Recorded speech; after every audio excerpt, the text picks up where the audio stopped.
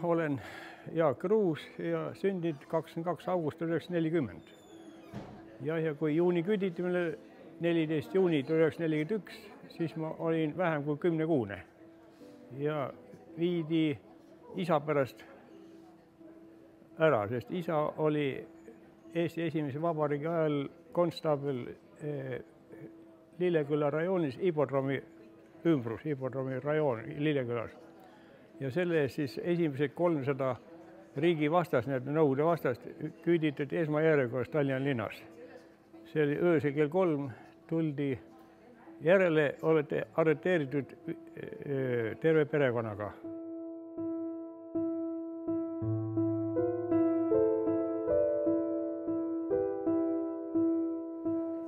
Kurb ešelon vagunitega läks Siberi poole, teadmates keegi ei tea, kuhu kedagi viiakse.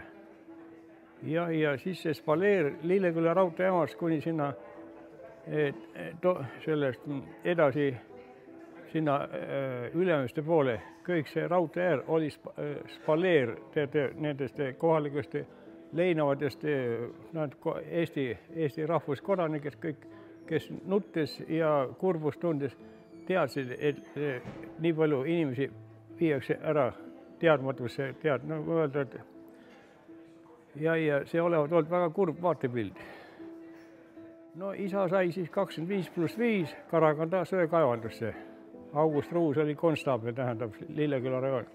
Ja meid emaga siis nagu tema elukaaslasi ja lapsi viidi Kiievi oblastisse Slobodskoje külla nii-öelda asumisele.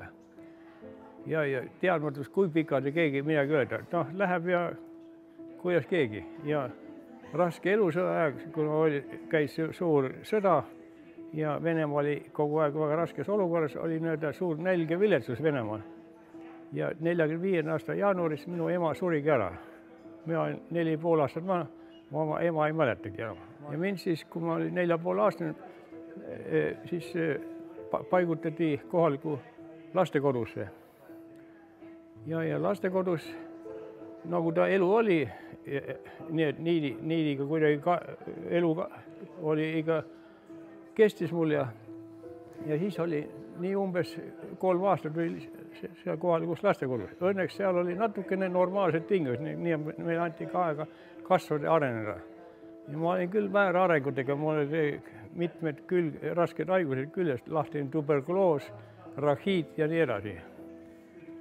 Ja siis isa poolt sugulased, kes elasid Valgamaal. Isa oli Valgamaal pärit seal Geeni vallast ja külast. Need said minu kohta teada, kus andmed liikusid, nii palju kui mingisugune teave kirjavahes oli, tuli pääsib mind nagu lastekodus ära. Ja lastekodus siis anti meid see õigus tulla, sugulased tõid meid Eestisse tagasi, meid pääseti mu elu ära ja siis tuli Tallinna. Ja siis, kui see 57. oli see suur Kremli pööre ja kui see Nikita Hruštšov ja need tulid võimule, siis lubati asuda Eestisse kodumaale tagasi. Ja niimoodi siis mu isa õnneks pidas tervis vastu ja oli ka noorest peast ikka spordimees olnud ja õnneks siis üks vähese, kes tuli eluselt tagasi, 57, lubati siis Eestisse, mitte kohe Tallinna, aga kuskil Eesti territoorium väljaspool pealinna, Tallinn oli pealinnaks. Ja siis isa tuli tagasi, siis ta oli väga rõõmus, et 17 aastat on mõelnud, nägi esimest korda mind peale selle, kui ära viidi. No ja isa siis pidas vastu kuni 69 aastat, siis lõpuks tervis 69 suri mul isa ära. Aga minul lihtsalt looduse poolt ja Jumala poole antud nagu õnn jääda ellu, tead. Üks vähese, kes ellu jäi. Ja mis nüüd hiljem elu on kõik enam-vähem nagu öelda. No nüüd on mul omal perekond, oma poeg ja tütar ja lapselaps on 4. Ja nüüd enam ei kiida, ei ole midagi laita, aga lapse peal väga nukker ja kolega.